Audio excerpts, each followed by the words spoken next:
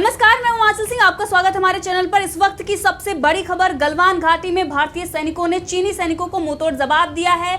China के 5 सैनिकों को मौत के घाट उतारा और वहीं पर 11 सैनिक चाइना के घायल हैं। तो इस वक्त की ये सबसे बड़ी खबर है। जिस तरीके से चाइना भारत को 1962 का ही भारत समझ रहा था, लेकिन आज प्रधानमंत्री नरेंद्र मोदी के नेतृत्व वाला 2020 का भारत है। और इस वक्त कोई भी अगर भारत पर बुरी नजर डालता है तो भारत उसको किस तरीके से मिटा देता है, ये उसको समझना चाहिए।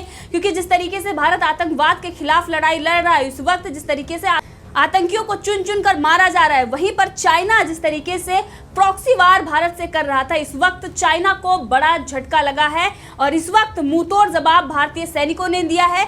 वहीं आपको बता दें कि जिस तरीके से चाइना के विदेश मंत्री भारत पर आरोप लगा रहे हैं कि भारत ने चीन की सीमा पार की, लेकिन भारत ने उस पर जवाब दिया और कहा कि हमने चीन की सीमा पार नहीं की। और ये सबको पता है, पूरी दुनिया को, कि चीन की हरकतें क्या हैं और इस वक्त विस्तारवादी नीति किस देश की है। इसमें चीनी सैनिक मारे गए हैं, लेकिन जो आरोप चाइना की तरफ से लगाए जा रहे हैं कि भारत ने पहले हमला किया, लेकिन ये देखने वाली बात है कि जिस तरीके से चाइना इतने दिनों से बातचीत करके मामले को समझाने की बात करता आ रहा है, लेकिन दूसरी तरफ उसकी जो विस्तारवादी नीति है उससे वो पीछे नहीं हट रहा है। और लगातार वहां पर अगर बात करें तो वो जो कदम उसके पीछे हटने की खबर आ रही थी, लगातार 3 पॉइंट पर अभी वो जल्द में 2 से 2.5 किलोमीटर पीछे हटा था। उससे पहले भी वो कई पॉइंट पे पीछे हटा था, लेकिन कई ऐसे पॉइंट हैं जहां पर वो छोड़ने को तैयार नहीं है और जिसकी वजह से सीमा विवाद चल रहा है। लेकिन यहां पर भी राजनीति शुरू हो गई है। भारत में भी जिस तरीके से अखिलेश सिंह यादव ने अभी ट्वीट करते हुए कहा है कि गलवान वैली लद्दाख में चीनी मुठभेड़ में हमारे कमांडिंग ऑफिसर और 2 सैनिक की शहादत का समाचार मिला है। भावपूर्ण नमन। सरकार से इन हालातों में भारत चीन सीमा पर वास्तविक स्थिति के स्पष्टीकरण की अपेक्षा है। लगातार सवाल उठाए जा रहे थे विपक्ष की तरफ से। तो ये जिस तरीके से अखिलेश सिंह यादव ने ये बयान दिया है, लगातार लोगों का कहना है कि ये चीनी एजेंट है और जब कोई भी कार्रवाई चाइना पे होती है सबसे पहले ये लोग आ जाते हैं। राहुल गांधी ने इससे पहले भी चाइना का भरपूर समर्थन करते हुए सवाल उठाए थे, सेना पर भी सवाल उठाए थे। कांग्रेस के वरिष्ठ नेता अधीर रंजन चौधरी जो विपक्ष में नेता है, इस वक्त जिस तरीके से उन्होंने सवाल खड़े किए थे सेना पर, आज ये देखने वाली बात है कि सेना किस तरीके से मुंहतोड़ जवाब दे रही है और सीमा पर लोहा ले रही है। लेकिन उसके बावजूद सेना पर ये सवाल खड़े करते हैं। और वहीं आपको और इसके बाद बड़ी बैठक हो रही है, रक्षा मंत्री और इसमें सीडीएस भी रहेंगे, विदेश मंत्री, सेना अध्यक्ष भी मौजूद रहेंगे। तो ये बड़ी बैठक है जिस तरीके से खबरें गलवान घाटी से आ रही हैं और ये इस वक्त की सबसे बड़ी खबर है। जिस तरीके से सीमा विवाद लद्दाख में चल रहा था इतने दिनों से, अगर ये बात करें तो 5 मई से ये खबरें आ रही थी आपसी झड़प की। इससे पहले सिक्किम में भी हमने देखा था किस तरीके से झड़प की खबरें आई थी और उसके बाद भारतीय सैनिक ने चीनी सैनिक को मुंहतोड़ जवाब देते हुए उनको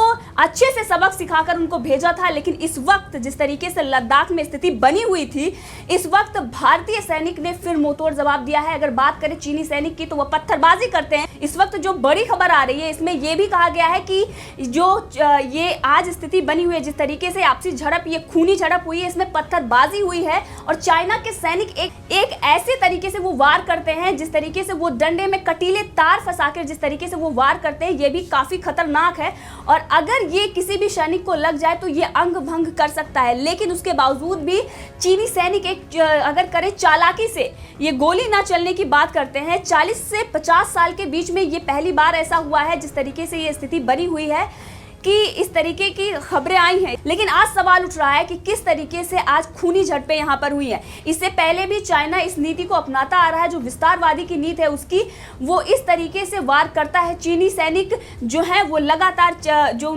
चालाकी से जिस तरीके से वो वार करते हैं, एक तरफ वो मामले को सुलझाने की बात करते हैं बातचीत से, जो लगातार ये दावा कर रहे थे कि हम बातचीत करके मामले को सुलझा लेंगे, लेकिन दूसरी तरफ वो हटने को तैयार नहीं है और जिसके बाद भारतीय सैनिक ने मुंहतोड़ जवाब दिया है। तो अब चाइना को ये समझना चाहिए, एक तरफ वो घिरा हुआ है पूरी दुनिया में, लेकिन दूसरी तरफ वो किस तरीके से भारत जैसे महान और शक्तिशाली देश से वो पंगा इस वक्त ले रहा है जब पूरी दुनिया उसके खिलाफ है। ये वही चाइना है जो ताइवान जैसे देश से भी नहीं जीत सकता, लेकिन आज वो भारत से पंगा लेने की कोशिश कर रहा है।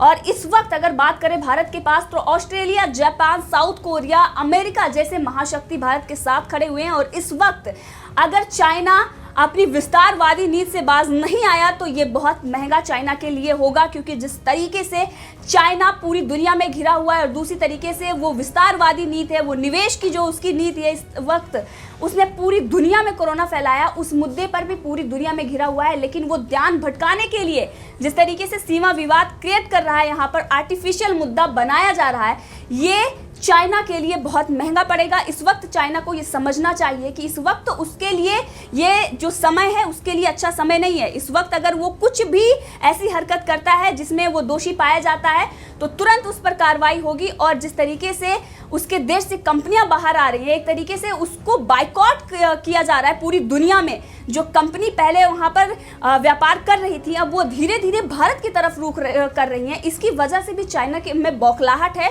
और वहीं बात करें पीओके और अक्साई चीन की, जिस तरीके से भारत बात करता आ रहा है कि ये हमारे भारत का अभिन्न हिस्सा है और हम ये लेकर रहेंगे, उस वक्त से ही चाइना की बौखलाहट और ज़्यादा हो गई थी। और अब कोरोना वायरस के मुद्दे पर भी जिस तरीके से WHO में 123 देश उसके खिलाफ खड़े हो गए और उन्होंने चाइना की भूमिका की जांच करने की बात कही, उस वक्त भी चाइना को ये लगा था कि भारत उसको समर्थन करेगा और भारत से वो समर्थन चाहता था। लेकिन उसके बावजूद भी भारत सच के साथ खड़ा रहा और चाइना का समर्थन नहीं किया।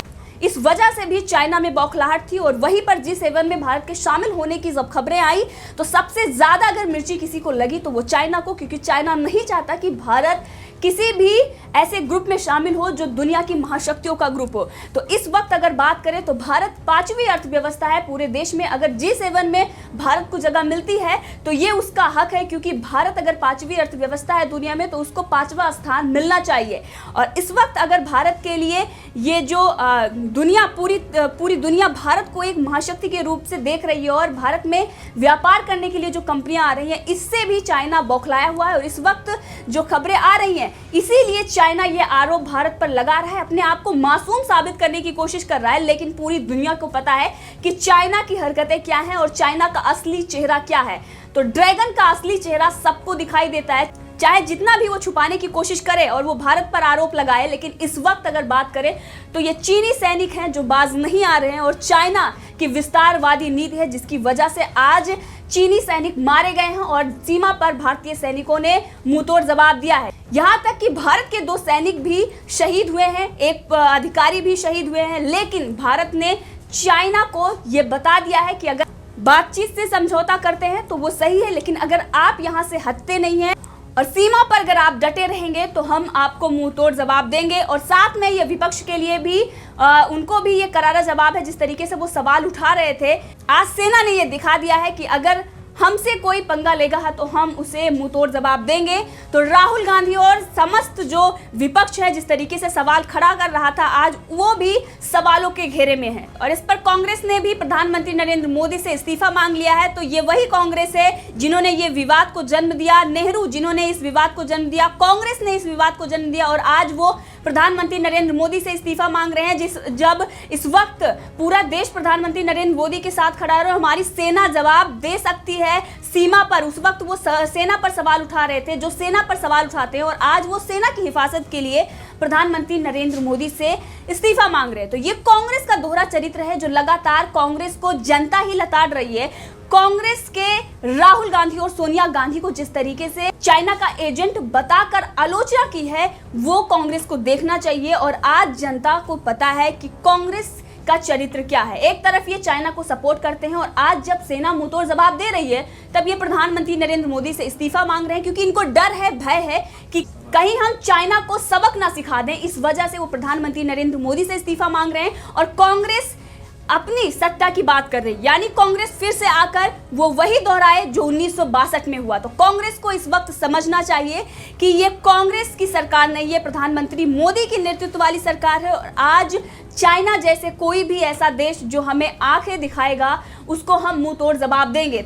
और कांग्रेस को ये समझना चाहिए कि उसकी ओछी राजनीति सबको समझ में आती है और जनता इसीलिए राहुल गांधी को चाइना का एजेंट बोल रही थी। इससे पहले जब ये राजदूत से मिलने गए थे तब इनको समझ में नहीं आया था कि चाइना हमारा कितना बड़ा दुश्मन है। इससे पहले भी 1962 में जो हुआ, आज भी ये वही दोहराने की कोशिश कर रहे हैं। इसीलिए प्रधानमंत्री नरेंद्र मोदी से इस्तीफा मांग रहे हैं। और वहीं पर चाइना जिस तरीके से भारत पर आरोप लगा रहा है, इस वक्त अपने आप को मासूम साबित करने की कोशिश कर रहा है, दुनिया में ये दिखाने की कोशिश कर रहा है कि भारत ने हमला किया, लेकिन उसकी जो विस्तारवादी नीति है इस वक्त सबको पता है। तो भारत उनको मुंहतोड़ जवाब देगा उसी भाषा में जो भाषा चाइना समझता है। तो इस वक्त जैसा कि प्रधानमंत्री नरेंद्र मोदी ने कहा कि हम किसी को आंखें दिखाते नहीं हैं और ना ही हम आंखें झुकाते हैं, तो चाइना को भी ये समझ में आ गया है कि इस वक्त मुंहतोड़ जवाब भारतीय सेना दे सकती है। सेना के जवान हैं, उन्होंने अपने प्राण न्यौछावर किए देश की सुरक्षा में, लेकिन चाइना के जो सैनिक हैं, जो चाइना की विस्तारवादी नीति है उसका खात्मा करते हुए जिस तरीके से उनको मौत के घाट उतारा है, ये चाइना के लिए कड़ा और स्पष्ट संदेश है कि चाइना को इस वक्त संभलने की जरूरत है,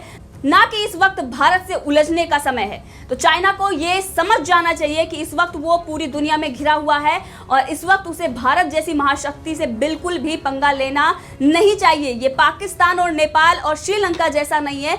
भारत इस वक्त दुनिया की 5वीं अर्थव्यवस्था है। अगर बात करें तो जिस तरीके से दुनिया भारत का लोहा मान रही है, G7 में शामिल करने की बातें चल रही है, ये चाइना के लिए बहुत बड़ा खतरा है। आने वाले दिनों में आर्थिक रूप से जिस तरीके से चाइना का बहिष्कार चल रहा है और जिस तरीके से सेना मुंहतोड़ जवाब दे रही है, चाइना के लिए बहुत बुरे दिन का ये संकेत है।